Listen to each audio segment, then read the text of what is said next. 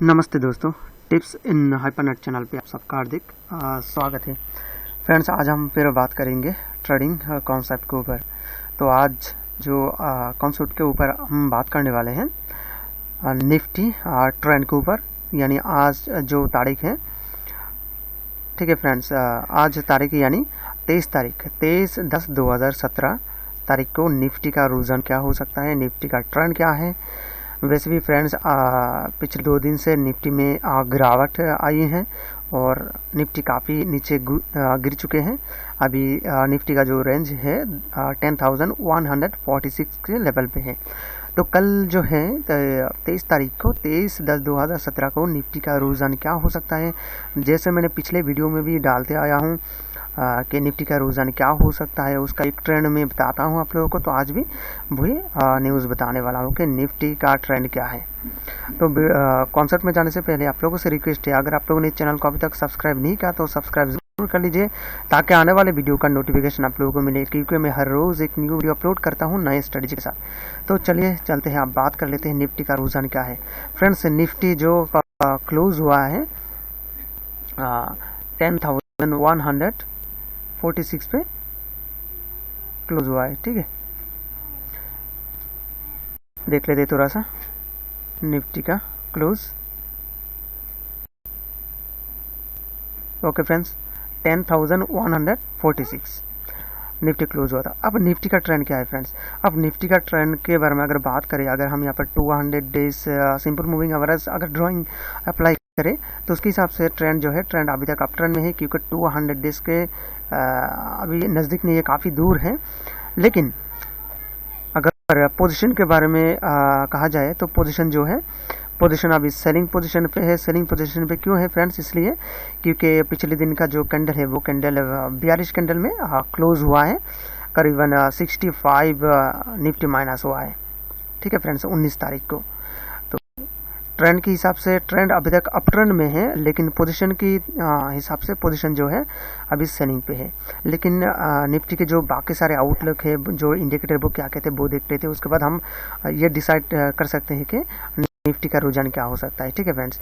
तो निफ्टी का स्ट्रेंथ क्या है, उसका पोजीशन आउटलुक देख लेते हैं फ्रेंड्स। अगर हम फुल स्टोकास्टिक के बारे में कहें तो फुल स्टोकास्टिक जो है अभी ओवरबॉट जोन पे है, यानी मार्केट नीचे जा सकता है। और मनी फ्लो इंडेक्स के बारे में अगर बात करें तो मनी फ्लो इंडेक्स हमें ट्रेंड दिखाई दे रहा है नीचे की तरफ की, उसका जो रेंज है अभी 79 पे, यानी ओवरबॉट जोन पे है, ठीक है फ्रेंड्स। अब हम बात कर लेते हैं रिलेटिव स्ट्रेंथ इंडेक्स के बारे में, RSI क्या कहते हैं 23 तारीख को निफ्टी का रुझान के ट्रेंड के बारे में। अभी RSI जो है फ्रेंड्स 59.2453 है, सिग्नल लाइन जो है अभी फिलहाल बाइंग पोजीशन पे है, क्योंकि RSI जो है मीडियम पोजीशन पे है। लेकिन इससे पहले जो हमें फुल स्टोकास्टिक और मनी फ्लो इंडेक्स हमें सेलिंग पोजीशन दिखाया, लेकिन RSI मीडियम बाई पोजीशन पे है। अब विलियम परसेंटेज के हिसाब से जो है विलियम परसेंटेज ओवरबॉट जोन पे है, क्योंकि -22.0986 है।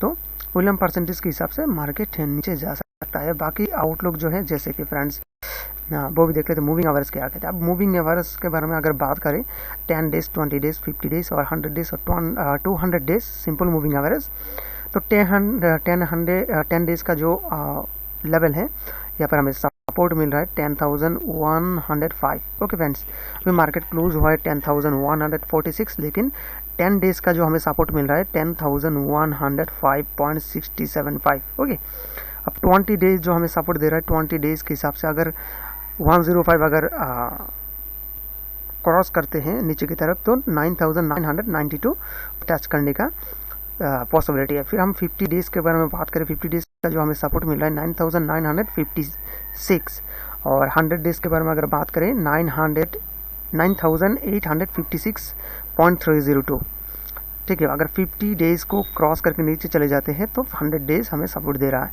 फिर हम बात करेंगे 200 डेज का क्या वैल्यू है। 200 डेज जो है फ्रेंड्स 9,405.2015, यानी 9,405। अब EMA के बारे में बात कर लेते हैं, एक्सपोनेंशियल मूविंग एवरेज, वो हमें क्या सपोर्ट दे रहा है। अब 10 डेज के हिसाब से 10,114 हमें सपोर्ट दे रहा है। अगर उसको भी क्रॉस कर लेते हैं तो 20 डेज का जो सपोर्ट लेवल है 10,053, फिर हमें 50 डेज का जो सपोर्ट मिल रहा है 9968 और 100 डेज का 9811 और 200 डेज जो हमें सपोर्ट दे रहा है जो एक स्ट्रॉन्ग सपोर्ट है 9484। ये हमें जानना बहुत ही ज़रूरी है, क्योंकि फ्रेंड्स हम क्या करते हैं कभी कभार ऑप्शन में Nifty, bank Nifty, stock option हम होल्ड करके रखते हैं, तो जिस वजह से एक्सपायरी आने तक वो एक रेंज पे चले आते हैं, प्राइस जो है वो डिक्रीज हो जाती है। इसलिए हमें एक्सपोनेंशियल और सिंपल मूविंग एवरेज का जो सपोर्ट लेवल है उसकी तरफ ध्यान देना बहुत ज़रूरी हो जाती है। और निफ्टी क्या हो सकता है कल, उसके लिए भी हमें एक सपोर्ट लेवल के हिसाब से काम करना पड़ता है। ठीक है, अब बात कर लेते हैं मूविंग एवरेज कन्वर्जेंस एंड यानी MACD क्या कहते हैं। MACD के हिसाब से फ्रेंड्स MACD जो है अभी 64.84 चल रहा है MACD लाइन, और MACD सिग्नल लाइन 337.42 है। अब डिस्क्रिप्शन के हिसाब से हमें क्या मिल रहा है यहाँ पर, MACD above signal line for 8 days, यानी MACD लाइन जो है सिग्नल लाइन के ऊपर है, और MACD अबव जीरो लाइन यानी MACD लाइन जो है अभी जीरो लाइन के ऊपर चल रहा है, और सिग्नल लाइन के ऊपर भी है MACD। उस तरफ से हमें थोड़ा सा बाई की पोजीशन मिल रहा है यहाँ पर। ठीक है, तो हमें MACD बाई का पोजीशन दिखाया, और RSI और बाकी सारे इंडिकेटर सेल पोजीशन। अब एवरेज डायरेक्शन इंडेक्स के बारे में बात करें तो यहाँ पर हमें ADX जो है 15.36 मिल रहा है, और प्लस DI जो है 26 यानी 27 और माइनस DI 24। अगर ADX ट्रेंड के बारे में बात करें तो ये नॉन ट्रेंडिंग पोजीशन पे है। अब बुलिंजर वेंट और कमोडिटी चैनल इंडेक्स की जो आउटलुक है वो देख लेते हैं। ठीक है फ्रेंड्स, अब अपर बैंड का जो रेंज है हमें दे रहा है 10,298 अपर बैंड, यानी मार्केट अगर ऊपर जाती है 10,146 को क्रॉस ओवर करके तो 10,298 का रेंज अपर बैंड में, और लोअर बैंड जो है उसमें हमें सपोर्ट दे रहा है 9,686। ओके, अब देख लेते हैं प्राइस जो है मिडल बैंड अभी 9,992 है, 9,992 middle band.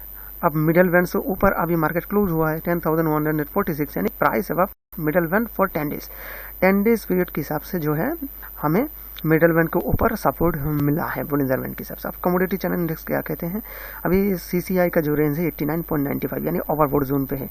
CCI is falling from overbought range after 1 days. CCI has crossed above central line 9 days ago. ठीक है, तो कमोडिटी चैनल के इंडेक्स के हिसाब से अभी मार्केट सेलिंग पोजीशन पे है, अभी फॉलिंग पे है। तो सिर्फ हमें यहाँ पर RSI और MACD के हिसाब से बाइंग पोजीशन यहाँ पर दिखाई दिया, लेकिन बाकी सारे इंडिकेटर ट्रेंड लाइन के हिसाब से मार्केट की डायरेक्शन जो है, जो ट्रेंड जो है वो नीचे की तरफ है, पोजीशन जो है वो सेलिंग पे है, और स्ट्रेंथ भी स्ट्रांग है। अब फ्रेंड्स और एक चीज़ के बारे में हम बात कर लेते हैं। ठीक है, और एक बात कर लेते हैं। अब हम देख लेते हैं मार्केट अगर ऊपर की तरफ जाएगा तो कहाँ तक जा सकता है, उसका पिवोट लाइन, उसका सपोर्ट का रेजिस्टेंस गिरता है तो कहाँ तक गिर सकता है, उसका हमें सपोर्ट और रेजिस्टेंस चाहिए। तो देखिए पिवोट पॉइंट जो है अभी 10,160 है, यानी पिवोट पॉइंट के नीचे है अभी मार्केट जो क्लोज हुआ है 10,146। तो पिवोट की पॉइंट के हिसाब से मार्केट की डायरेक्शन जो है नीचे की तरफ है, लेकिन रेजिस्टेंस 1 जो हमें दे रहा है 10,197, रेजिस्टेंस 2 10,248, रेजिस्टेंस 3 10,336, और सपोर्ट 1 जो हमें दे रहा है 10,109, सपोर्ट 2 10,072, और सपोर्ट 3 9,984। तो pivot point, intraday support and resistance के हिसाब से जो है मार्केट का जो ट्रेंड है अभी नीचे की तरफ है।